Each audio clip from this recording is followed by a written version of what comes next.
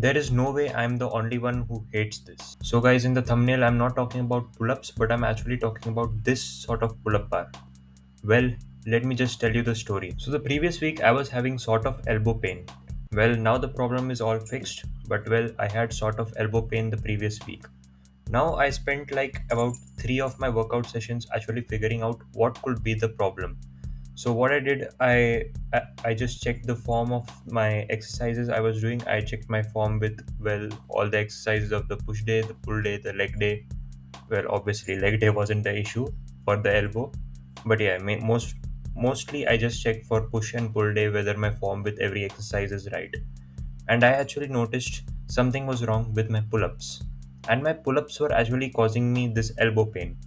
But now, what was exactly wrong, and why am I blaming this pull up bar for this?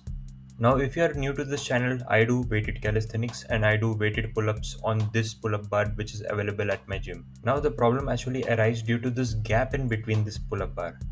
Well, let me just explain. So, the thing that happened was, now if you're someone who does weighted pull ups, well, you must probably know that when you do your pull-ups, like let's say you're doing 8 reps, so you can do a maximum of 8 reps with whatever weight you're picking on your weighted pull-ups, and well, the last few reps of pull-ups. So to get the last few reps, you just give a jerk at the top. So basically, you're trying to bring the chin above the bar, right? But now in this sort of bar, it's actually kind of confusing whether your chin is above the bar or below the bar. Well, it's kind of hard to figure out. But anyways, that's not exactly the point. So the thing is, when I do my last few reps, as everybody else does, I also give a bit jerk on the last rep to reach failure. So, well, yeah, that was exactly the issue which occurred. Now, in a regular pull up bar, which doesn't have a gap in between, when you do your pull ups, you have a measurement. Like you know for sure that your chin is above the bar because the bar obviously comes to your neck. Now, the problem with this pull up bar with a gap in between. So, when you give the jerk, your elbows are getting rotated in an unnatural position, sort of, especially if you're doing weighted pull ups, because obviously you have added extra weight to your body weight, right?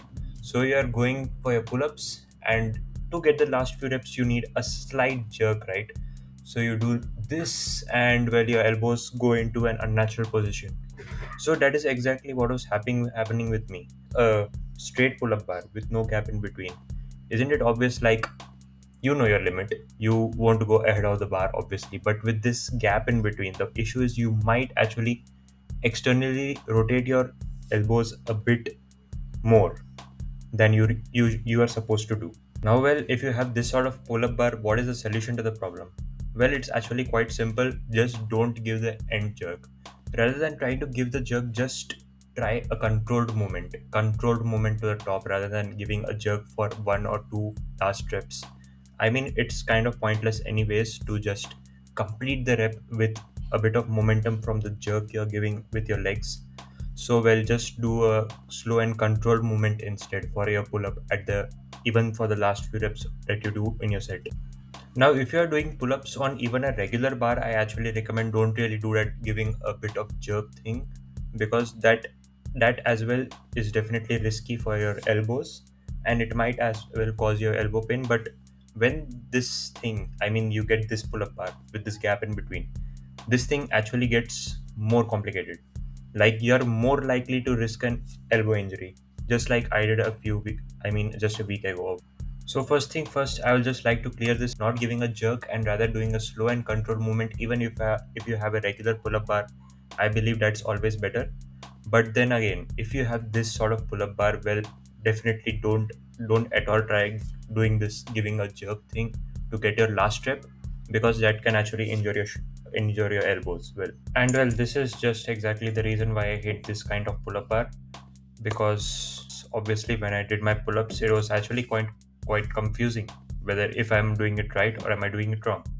Like for a regular pull-up bar, you have this measurement, like if your chin is above the bar, you're clear, you get a perfect grip. But with this sort of pull-up bar, in the start it was actually quite confusing for me. Is my chin exactly going above the bar? Am I doing it correct? So yeah, this was one complication that I faced at the starting with this pull-up bar, and now this elbow thing. Well, this just made me hate this pull-up bar even more.